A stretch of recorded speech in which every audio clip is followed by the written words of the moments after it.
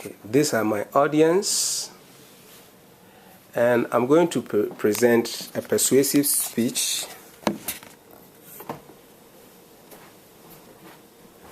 My topic for today, good evening brothers and sisters in Christ. My topic for today is on fairness as a virtue for the children of God that must manifest in our political discourse. The wave of protests against dictatorship and leaders who would not budge to other people's view, who stick to their own way or the highway, like in Libya, Tunisia, Egypt, and even in Wisconsin. Now, the current budget balances at the back of union workers, especially teachers, foregoing their bargaining rights vis-a-vis tax breaks for the rich in December is totally unfair. President Obama's financial deal with the House GOP, the GOP majority, was a fair deal for the top 2% and the working class, which seemed to have been a wise decision toward ensuring creating jobs and then improving on the economy.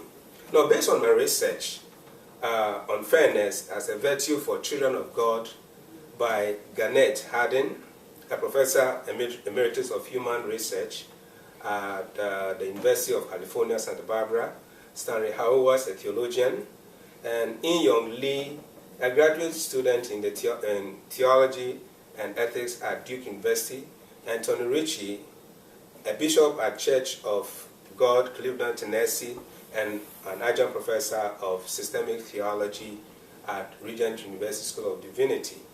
Now, fairness is a virtue that need be exhibited by all believers because it pays and fulfills the command of loving one's neighbor as oneself. Unfairness leads to confusion, social agitation, and civil unrest. During the 4 to 6 minutes that follows, I would like to give you some information about the following. How fairness helps to maintain peace. Fairness is healing device, the virtuous device to explore the aspirations of the downtrodden, and fairness can help prevent wars. Now, fairness helps maintain peace. It is soothing and calm the aggrieved. Fairness prevents violence and strike a balance of ambivalence. Fairness, especially the cruelty that emanates man's aggressive tendencies. According to Ritchie, far be it from God that fairness is a healing virtuous device to explore the aspiration of the downtrodden. Fairness helps avoid psychological prejudices. Lee also cited the prodigal son's father who comforted the worker by saying that you are always with me and whatever I have is yours, as against the landowner who remarks in a different light, that even though the talk was about what belongs to you and what belongs to me, he also says, I am generous. Now, the point is not so much that the landowner is partial, so some workers, but to give the first and the last the same. He is giving to everybody according to their needs, on the basis of their merit, not on the basis of their merit. Now, we can define fairness as the tendency to exhibit good judgment. Unfairness can ignite agitation soon after the declaration of the pronouncement. Now, fairness can help prevent wars. Being fair can help prevent revolt and political unrest.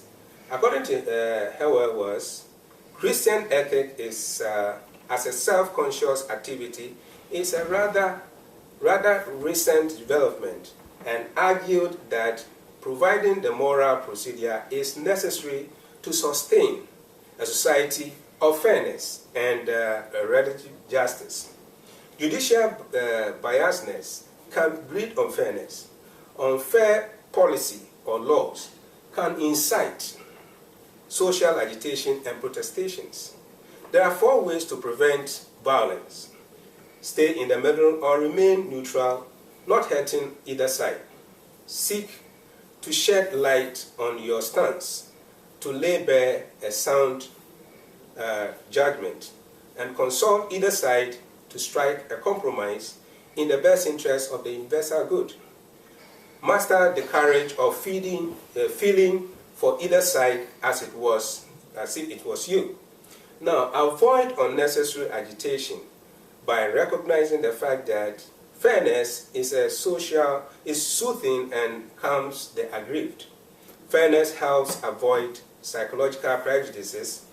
Being fair can help prevent revolts and political unrest.